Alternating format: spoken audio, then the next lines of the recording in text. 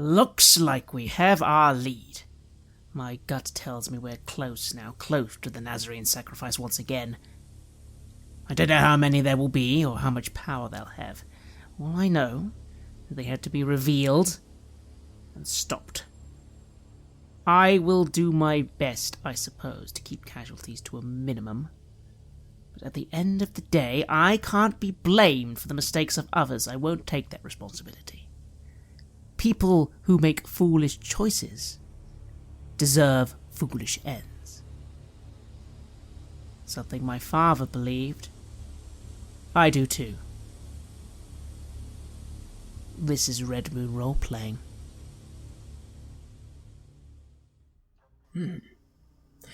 Yes. And you are then looking around. Are you putting on these caftans as well then? Yeah. Let's do it. Then Carlo, you recognize these caftans. I mean, to you, they're very clear to you. These are Solutian caftans. The monochrome colors, definitely Solutian. Lovely. Time to look the part, then. And you put on the caftans, and you see the people who are gathered here. They look very normal. A lot of them are young. Looks like a lot of university students, basically. And you do actually see Vahid and Lala. Yeah, they're up there. They're both busy changing into these caftans. Excellent. Well, we can just note that down for later. Mission complete. The lost children found. And people are starting to get ready with their caftans, and the man in white begins speaking. Are you going to listen to what he has to say, or what are you going to do? Certainly. Do we see what he looks like now? He's starting to address the people. His face is covered by a hood, but you can notice a beard that looks familiar to what you saw on the video screen. And he holds up a knife. And he says, "In the merciful light of Uhaya, we will be reborn. You are the fires of Rusa. You are love of existence and future. Feel my words filling you with life, never ending. Dance in ecstasy, unsheathe your blades." And you see how everyone is unsheathing blades. Do you have blades? Knives or swords of any kind? I guess they weren't part of the uniform, were they? And I don't think I ever bother carrying around a knife. So, I don't think I do. I think as that starts happening, I step back a little closer to Pig, and I frown. I have a slight worry about where this is going. Pig, what do you do? Well, this is quite intense. Just going straight into things like that. Not even a warm-up sermon. I fumble for my toolkit and bring out a little knife used for cutting wires and such. It is not as impressive as some of the serrated knives that some of the other congregants have, but it is a knife. A man close to you, Carlo, sees that you don't have one. Did you forget yours? He hands you one of his extra knives. Oh, thank you, friend, thank you. And I'll take the knife clumsily. And the man speaks, "Unsheathe your blades. Be here with me, together, forever, bound by true love. Let us dance." And they begin dancing. I want you here now to roll a manipulate -1 to see if you will be pulled into this dance, or if you will be able to resist it. That time, there are no successes. Would you like to pray? I suppose I shall. I do not like the idea of being manipulated, so I shall pray to the judge for wits and sternness. Although, as always, I don't really care which icon I speak to. So let's just see if that does it a bit better. Actually, it does. That's one success. You are able to then withstand it. And Pig? Yeah, I roll my 2 dice and I actually get a success on one of them. Well, then you're both able to withstand the mental effect that's being projected here. You can still dance, though, if you want. It would look strange if you didn't, but you're not compelled to. It's interesting that I felt a compulsion in the first place. I will attempt to clumsily dance anyway, although then again, I do have culture, so maybe I'm able to not look too bad. But I am quite curious where this dance is going, and I am keeping my guard up just in case. Yeah, I suppose I'll dance. But I will be fiercely in my mind reiterating my prayers to the dancer, and saying that this is all for the truth and for the real icons, not what they're doing. Indeed. And the man pulls down his hood, and he is beautiful. Absolutely stunning.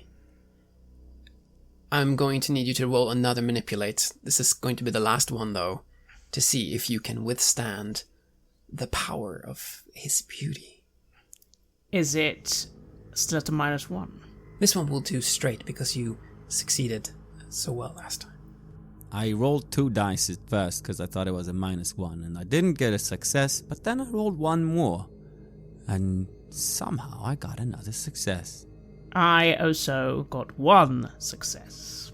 And you see how all the people around him, how they are looking up at this savior that's standing in front of them, radiating love and kindness and beauty, and he holds up his knife, and he tells his congregants, "Now we shall walk out into the storm. We will dethrone our mothers and fathers. Those who betray us will spill their blood on the thirsty sands. Let us bring our dance to the temple city of Lotus." And they begin dancing towards the city. I go close to Carlo. Hey, I'm not sure what they're gonna do, but it can't be good. Are we really gonna go along with this? I say we shoot this bastard. I consider the situation. This lovely man is more than a pawn. No, they are something far more useful. And shooting them certainly seems prudent, although at the same time, we need information.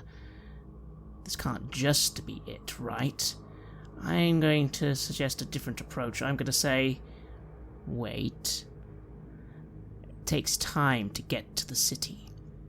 Let's get a lot closer. And I start doing this wonderful dance, doing my best now just to start weaving towards our dear white-cloaked friend. Just getting closer and closer, if I can.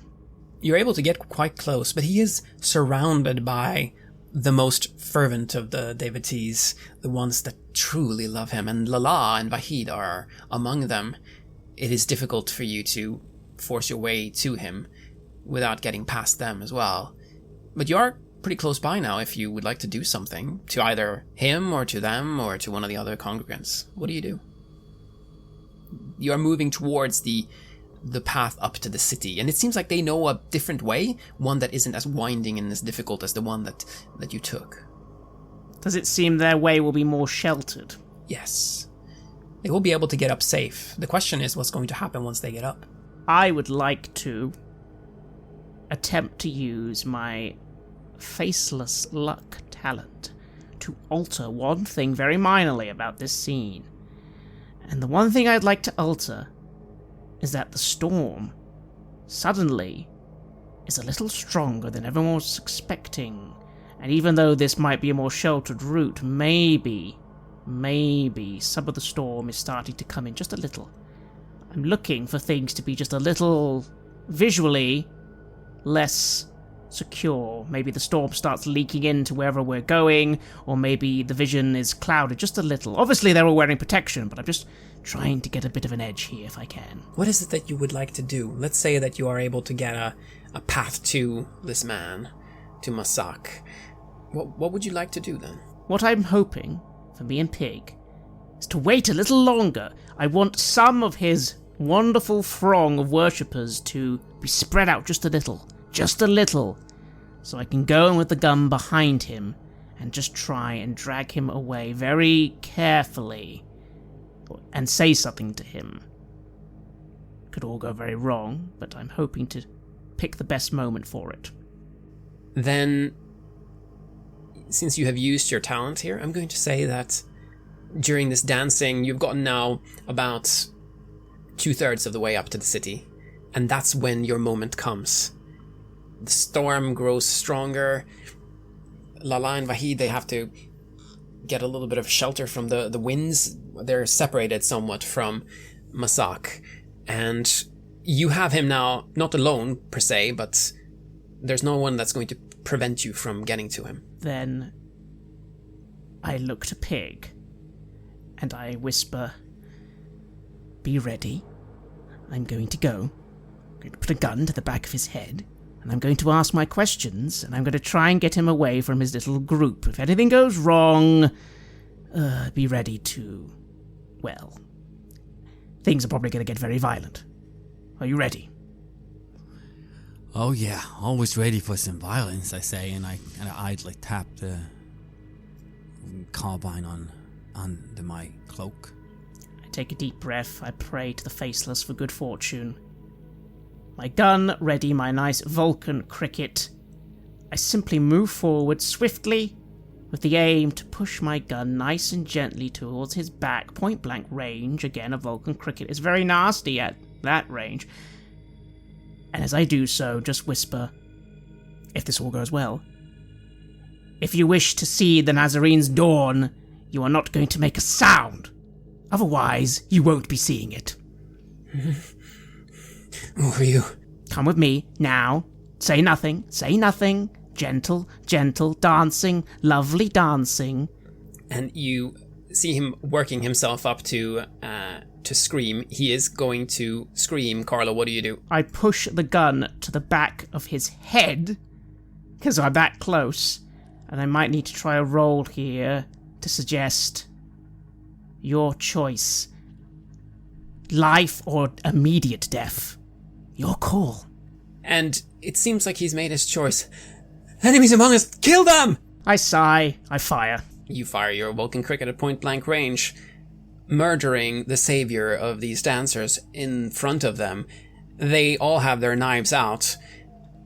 You're gonna have to kill them all, or run, or what are you gonna do? Because they're coming for you, and they're coming for you fast. Well, there is a storm. Time to get out of here and head straight into it. This happens very quickly. I see the hesitation, and then the shot goes off, and now all the murderous intent turn toward us. Alright, I see Carlo. We start running at the same time. You're running. You see how Lala and Vahid have fallen down on their knees beside the dead Masak. They're crying. Only half the group is in pursuit of you now, that the others are grieving, and they're screaming these screams of sadness, of pain, as though the most important person in their lives had just been murdered in front of them, because that's exactly what had happened. That's exactly what you did, Carlo. And the others are rushing at you with a kind of feverish, berserker-like approach where it seems like they're going to try to stab you even if they end up being killed themselves in the process. They will want you dead more than anything else in this world. So, we can then do a dexterity roll to see if you're gonna be able to run faster than they can. Well, you say that, but considering half of them have split off, considering they're armed with knives and robes, I do find myself wondering what will happen if I quickly throw my twin carbine around. After all, I am still carrying all my weapons. You bring your weapon to bear. What do you do then, Peg, if you see Carlo doing this? Oh, I'm not stopping for a second. I'll do the same. You notice now that you saw Lala and Vahid. They were on their knees by the dead Masak. But no, Lala is actually among them. Among the ones that are approaching you now. They see your weapons. And it seems as if they don't care. They will taste your blood no matter what. I mean, it would be lovely to get at least our two young ones let's mow down a couple and see how things go from there. We'll try and find some cover, and yes, unveiling these lovely new weapons, which I haven't even really got to use my lovely twin carbine yet. I look to Pig, who I know has been waiting for this, and I say, "Oh, icons, damn it all, just die, please!" And I start firing. Again, the range on the twin carbine is long, and it's armor-piercing as well. It's also silent, so ironically not making much noise as I fire. I start firing even in the middle of his sentence. He's running to get some cover and sit better. I start firing in order to just start creating cover for him, then thinking that he'll cover me next and I'll fall back. But yeah, I'm putting this carbine on full automatic now. You do. And the scene becomes quickly very, very chaotic. They are rushing you, seemingly without a care for their own safety. And I'm going to use my darkness points here. And I'm going to say that they move a lot faster than you thought that they would. But the thing is, that just as you said, they have knives, you have automatic weapons. You will kill them, but you will kill them all. And not a single one of them will be left standing at the end. But you haven't taken a scratch. You're fine. They're all dead.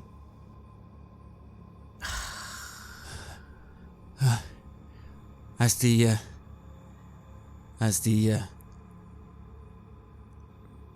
machine gun stops working, this clip, I just look down and I see I've actually gone through 2 of clips, just going full auto and changing in the middle of it, not even thinking about what I'm doing.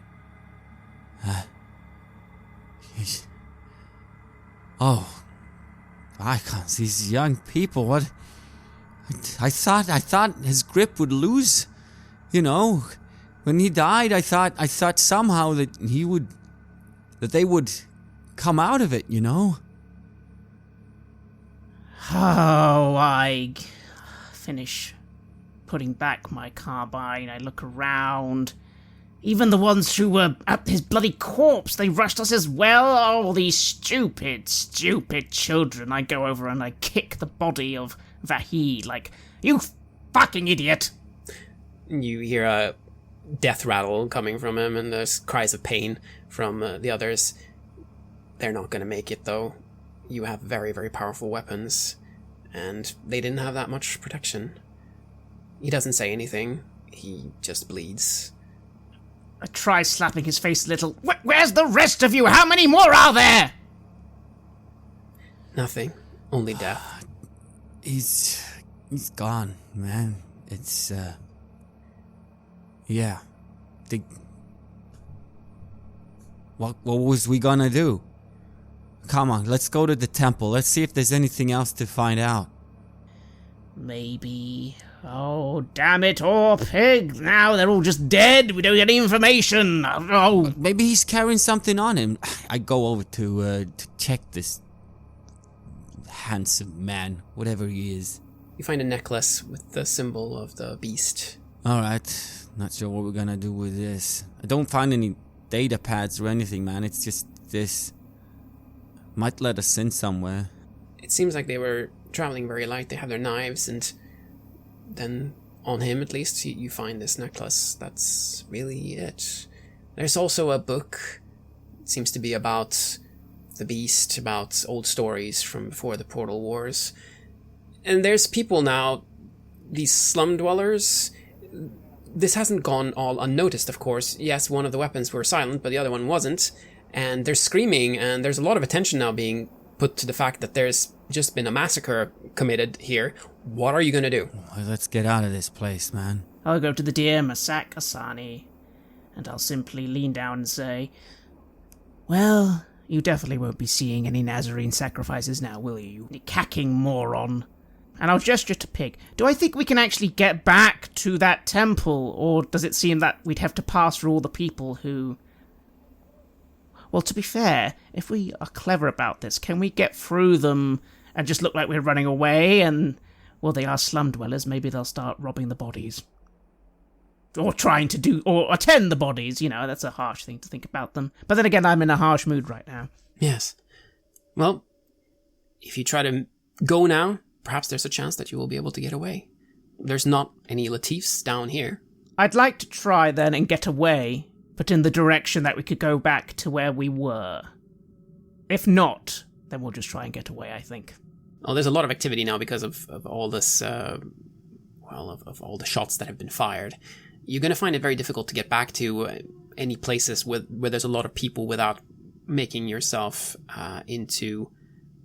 Well, someone has definitely seen what's happened here, right? So you're going to be putting yourself very much at risk if you try to linger around this place, given what you just did. Yeah, let's get out of here. As quickly as possible. I'm not sure what we can use from all this. He was talking about... Had I ever heard that before? Fires of Rusa? Rusa, yeah, that's a place in Odason. It's a place... It was a planet that was destroyed during the Portal Wars. Yeah, I think about that as we just hustling our way out of there.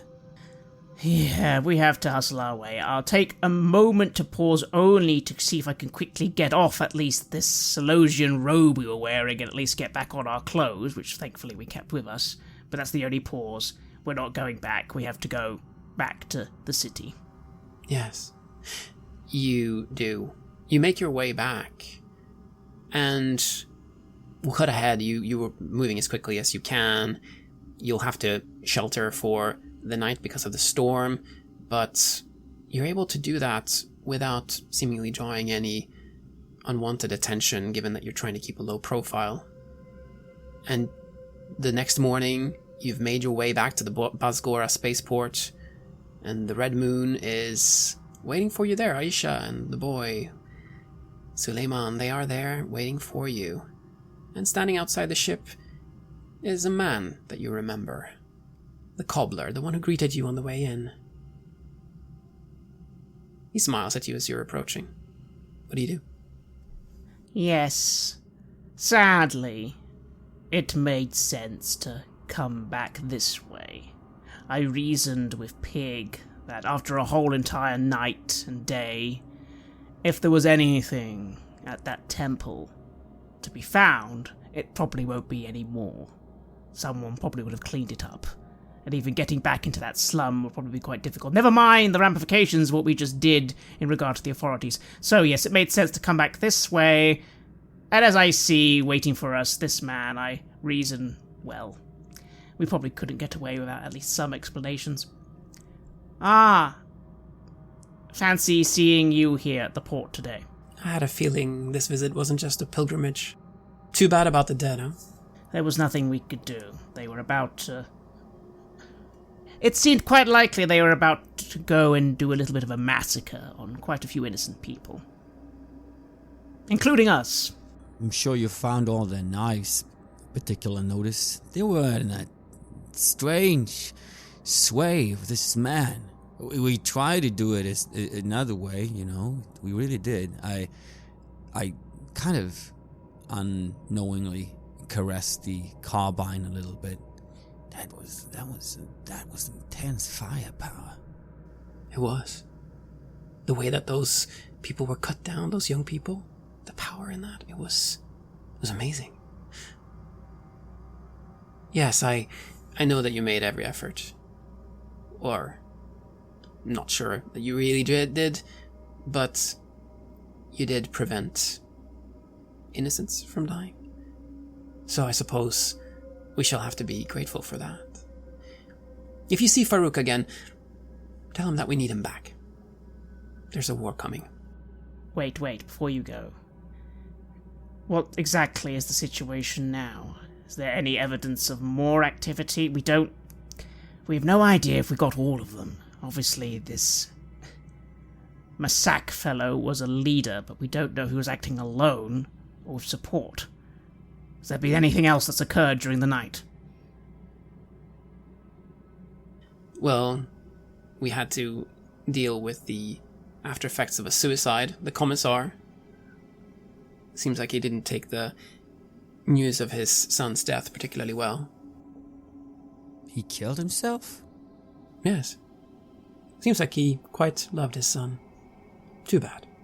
I wonder to myself if that's really true, or if they decided that he was a liability as well. But then, I sigh. Alright, I'm guessing you'll want us out of here sooner rather than later. Yes, you'd better go. There's going to be a lot of questions asked, and I think we have some answers. But it's best that you're not here to be the ones to give them. I look at Carlo. I sigh. I'm not actually in a very good mood. I didn't enjoy that. I don't enjoy mowing down morons. If only he'd seen some sense, even if it was to preserve his own existence. But again, these are fanatics. Bloody fanatics. I really do wish we had had to shoot both of the bloody children. But it was all just too much, too quick, and... oh, I don't know. I nod. Well, hopefully you no longer have a Nazarene issue. But of course, no guarantees. We will follow up and we'll make sure that we no longer have one. Well, you'd better go, he says, and leaves you. What happened here will of course not necessarily reflect all that well on the Zenithians' alliance with Darius van Jar. You were supposed to save his children and they are now dead, but you did stop a Nazarene cell. And perhaps those are thoughts that can give you some solace as you look down at the planet Dabaran as the red moon heads up into the atmosphere and into space, heading for the portal to leave this system behind. You are aboard the red moon. You see Dabaran there behind you. Aisha is focused on speaking to the portal station and getting everything set up there. The boy has hugged you, Pig, and seems very happy that you're back. The two of you now are... you have a moment to yourselves, finally being able to catch your breath after everything that happened. I dust myself off, taking off the travel cloak and goggles, laying down my gun, which certainly fired well. But I just look at Pig and shake my head. For once, things were going well, like a proper operation, and then they had to all go and be so... it's not enough just to destroy a little cell here and there. I need to find out information. We need to find out where they are. I nod as I'm removing my gear as well and getting the sand out of places where I didn't realize it made its way into. Yeah, there is that. And also, this is going to keep happening, you know. It wasn't our fault that they had recruited these young people. Of course they was going to do that. It's just what we had to do. That's, a real shame. Real shame. Not to mention, Sister's going to not be happy with me. I think I've just soiled an alliance that we probably needed. What do you mean? The Dabarani secret police loves us. No, remember, we were supposed to save those stupid children, not shoot them. Yeah, what was saved the parents, or whoever it was that they was saying they was gonna dethrone and stuff. We might have saved a lot of people. I don't think he's gonna see it that way. Well, if you say so. I mean, still kinda did what we had to do. Not like anyone's gonna listen to whatever we had to say. Did you hear that guy? Did you see him? I was so close, like literally, to just starting enjoying this stupid dancing and, I don't know, probably not poke my knife into someone, but this is a dangerous fella. He did have something about him, didn't he? But again, is that just some sort of mystic power, or something you can learn from these beings? We still have so much we don't know, and it's very irritating, especially after we've done so well. I should have just knocked him on the head, but I think to myself, I wasn't sure I could knock him on the head and then he'd stay unconscious while all his minions tried to attack us. I don't know. Yeah, well, with our luck, don't know. Either way, he's an absolute lunatic, like crazily obsessed. Who's to tell that he's gonna say or help us in any kind of way? And not the other way around, that, even if we had knocked him on the head, as you say, and, man, I start, checking my weapons and stuff, and, I say, like, is this, there was nowhere else it's gonna go down. What comes next is like, what's gonna happen now? He says there's a war coming, this, a lot bigger stuff that's gonna be happening from now on. I know, Pig, I know. I just wish we knew if there were 7 more cells getting ready to move now. I guess it's out of our hands. Alright, I'm going to I need a shower. And I'll stalk off, clearly in a bad mood. Again, I just wanted more. Not enough just to kill a cell. And to be fair, I didn't enjoy it. I enjoyed being clever. I enjoyed getting to our point. People like that are supposed to... They're supposed to let you take them off and at least try and negotiate before being shot in the head. Oh well. I start cleaning the guns and working my way through that, thinking to myself that this is... How to tie this together now? We had the butterfly ship sighting there. It's been there, either leaving this man there in charge or somehow putting something on him, enchanting him somehow, making sure he was going to be a leader. This is what we need to do is all the other places where butterfly ships have been sighted, we need to look for similar patterns. We need to see if there are any other kind of these small cells have started cropping up. Yes. Carlo, you're standing in the shower and you feel the water running down your face and you find yourself closing your eyes. And you think back. Not to what happened just now. That's too recent. That's too loud of a memory in your mind right now. No, before then. Before you even departed for Dabaran. The time in the sanatorium. The raid there. You see yourself with your gun pointed to Sister Almas. She somehow ripped your mask off during the raid. She saw you. You had your gun on her. Did you finish her off, or did one of the others have to do it? I would have said something. As I leaned forward with the gun, I would have simply said, "What did they offer you, then? Did it turn out that your icons have been wrong all along, and this lovely dancer..." You begin saying that to her, and one of the other sisters and brothers from the sanatorium rushes towards you and throws themselves at you, trying to save Sister Almas. What do you do? Well, I have to shoot them. There is great chaos yet again. She ends up dead. Did you kill her? Or did someone else do it? You don't get any answers. Answers are hard to come by. No, I didn't kill her. I didn't have time. I had to shoot someone else, and by the time it was back to her, she was already gone. And once again I stood over the body, infuriated. Why will no one just give some answers? Why did they have to shoot her so quickly? It's all just a waste, all a stupid waste. That blank stare when all the life had gone out. But perhaps this is one first step in settling the accounts with the Order. But you aren't done yet, are you? No, we won't be done until it's sorted. Till we find them and get rid of them. Yes. And every single person who has tried to help them. And we cut to a bulletin update. And the Order continues its dangerous escalation. The bodies of the dead from the Order terror attack in the Temple City of Lotus had not even gotten cold when we received word that a large Solosian fleet had established a blockade in the Iwas system. Our allies on Sadal and Mira are worried, and the Council is deliberating as we speak. Sanctions against Solutian colonies and interests are apparently on the table, as well as a military response.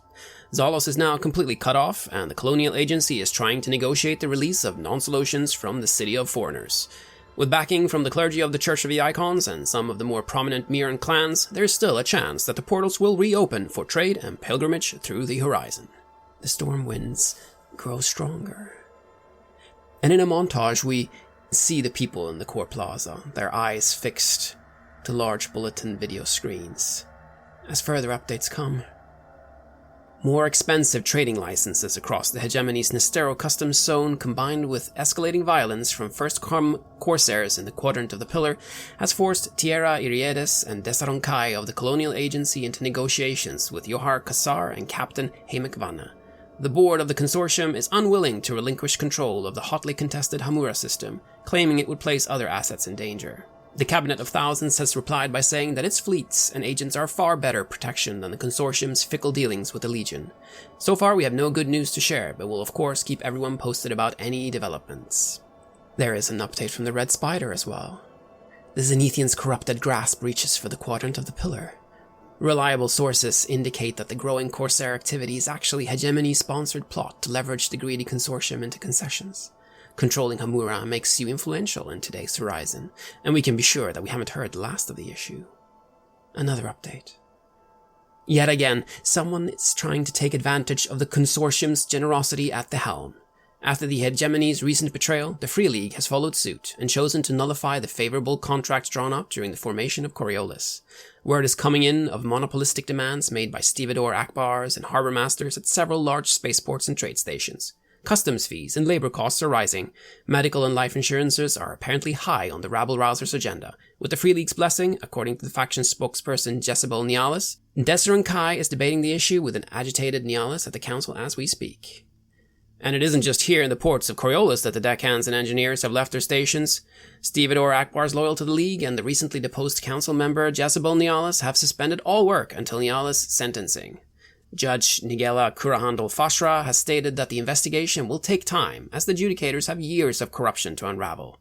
His Excellency Abaran Kassar's statement last week regarding the possible expulsion of the Seller and Nialis families for their blatant anti-Zenithianism has increased tensions in the ports even further. Free trade, the very lifeblood of our economy, hangs in the balance. If it falls, we fall. Never before have the actions of a single faction threatened to destroy the fruits of everyone else's joint efforts to build a better horizon. The Red Spider comments that the consortium and the hegemony have refused to meet the strikers' demands, and instead launched a vicious attack against the League's leaders through libel and planted evidence of corruption. They are themselves to blame for the strike and the growing unrest. The Zenithians' thirst for power is a plague that only the people can cure. Arda's aristocrats have become blinded by their own ambition. And we now cut to Pig. You are out on the station again, Coriolis. Aisha and the others, they're listening to the song in the bulkhead again. Are you listening as well? Yeah. At this point, as everything seems to fall apart, chaos, trade is stopping. No one wants to work together. Everyone's going crazy. I find myself longing for something that actually speaks to me, that actually calms me down. And a part of me is desperately hoping to find it here in the song. Yes.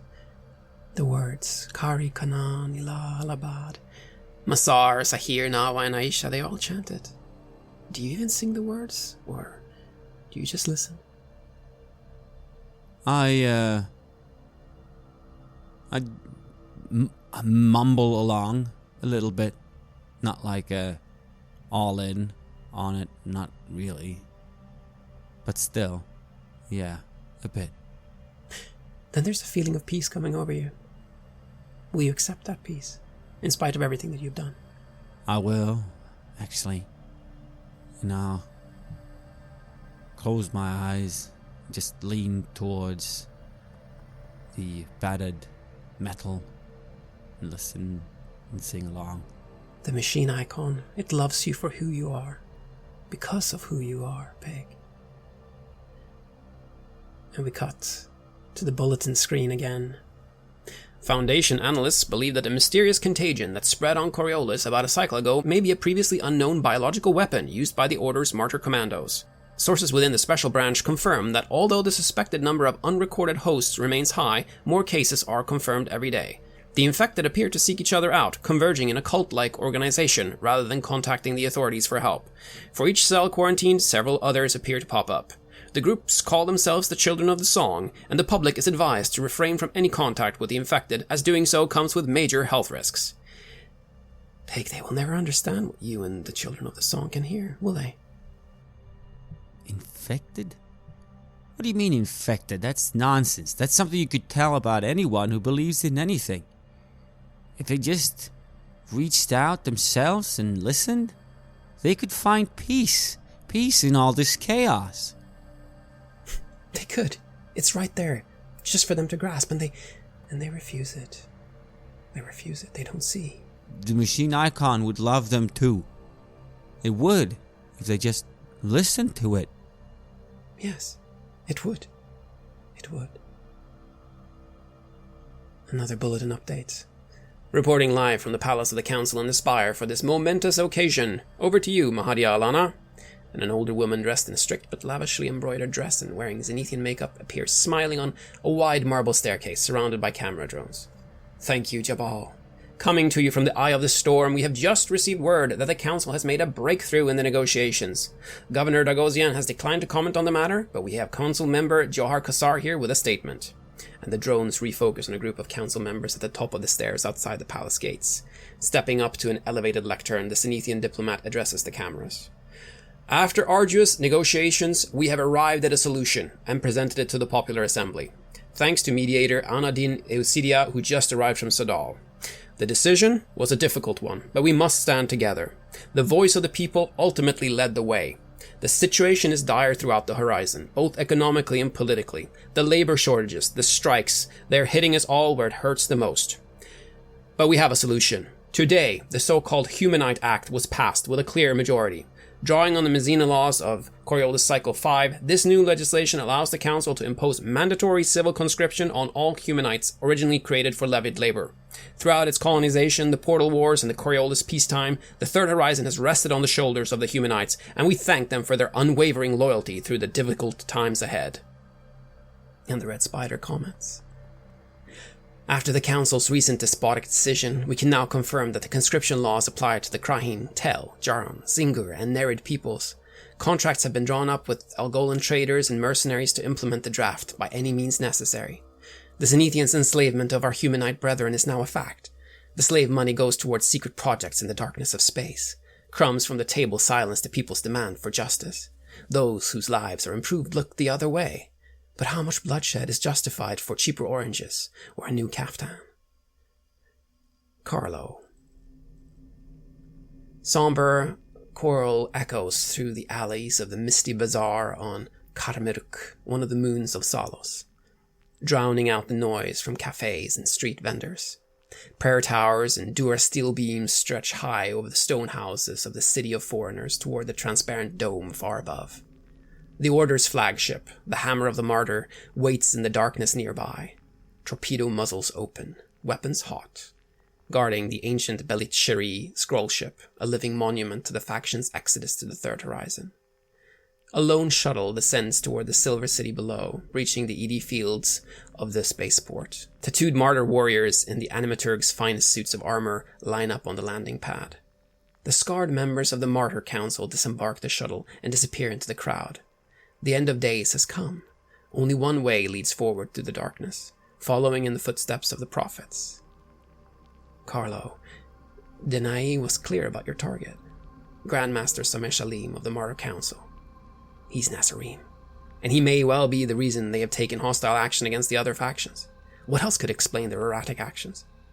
Your team is well positioned to capitalize on the chaos that will ensue when the Zahidan suicide bombers reach their target. It begins to rain, and the drops are pattering against the scope of your rifle on the rooftop where you're positioned. The Zahidan rebels are just on time. The first bomb goes off, the explosion echoing through the alleys, screams of panicked people. Then a second. Your target is isolated, clearly visible in your scope, trying to draw a pistol to defend himself. Carlo, your finger's on the trigger. Your spotter gives you the go-ahead. Fire, fire, fire. As it once was, so shall it be again. Will you take the shot? I take the shot. The pink mist. Exfiltrates. Coriolis, Mulakad, and the back rooms of Al-Qadr. The nice perfume. She's pleased. You've had your vengeance. Or at least another step in it. You've struck at the order twice now. With lethal results in both cases. A life for a life, yes? Are you pleased, Carlo? Why would any of this please me? I simply want justice.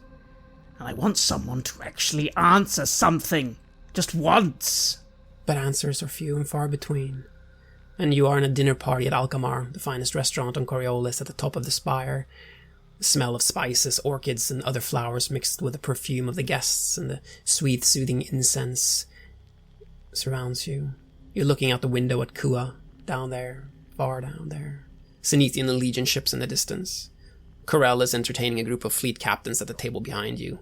There's copious amounts of kohol being imbibed. And Elena is standing next to you. She looks at you with a look you haven't seen her have before. Are you alright, Azam? Why is she calling you that? Why isn't she calling you Mouse? Oh, I'm fine, sister. I'm just tired. A vacation, a nice long vacation would be absolutely lovely. Maybe somewhere on the very outskirts of the horizon. No? Yeah. She puts on a smile, but it's kind of a fake one. You see that behind that she's not at all happy. She's seemed distraught lately. Are you okay? Not enjoying the refreshments? She looks back to Corel. I look at him, and I wish I could be like him. Are we doing the right thing, Azam? How do you mean? This, everything. As it once was, so shall it be again, right? Is that the right thing to do? What else can we do? We are under attack, sister. They tried to kill us. They've tried to kill me several times. We had to defend ourselves. We have to try and bring back some form of order so this can all finally stop, at least for a time. And until we get rid of them... And at that point I falter a little, because lately the them just seems so nebulous. And until we get rid of them, what can we do? She sighs. Yeah, what can we do? And we have one final bulletin update. Our correspondent Arya Buddha will now give us the latest on the first wave of refugees from Zalos arriving in the Neoptra.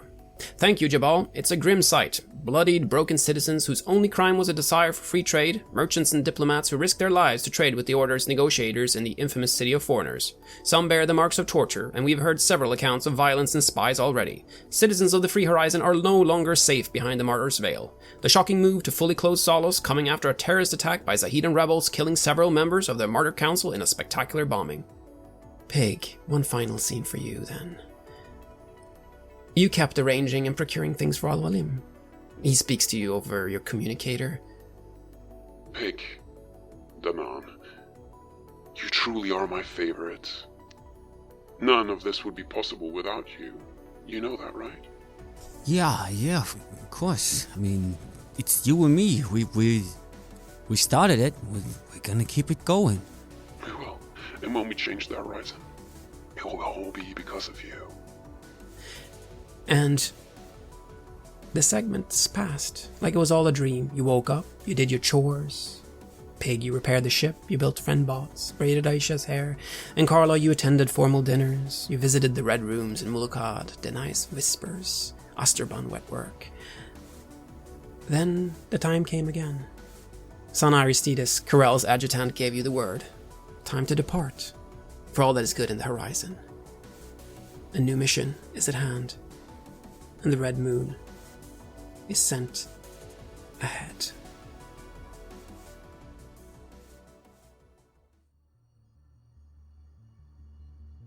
You have listened to an episode of Red Moon Role Playing, where we play the campaign Mercy of the Icons for Coriolis, which is published by Free League. In this third part, we are taking on The Last Cyclade.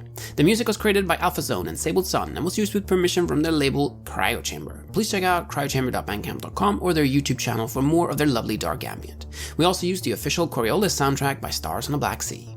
We'd like to give massive thanks to our champions of the Red Moon: Martin Heuschober, Simon Cooper, David, Julia, Camilla, Bob Lange, Cameron, Graham Barey, Doug Thomson, Lily, Mike Parker, Maciej, and Black Templar for their generous support. And we'd of course also like to thank all of our other patrons. Without your support, this show would not be possible. If you want to support our work, please check us out on Patreon. You can get access to bonus campaigns for Cult of Divinity Lost, Call of Cthulhu, and Warhammer Fantasy Roleplay there, and you can also get early and raw access to all of our recordings and hear your name read on the show as a champion of the Red Moon, as well as play some Cult with us.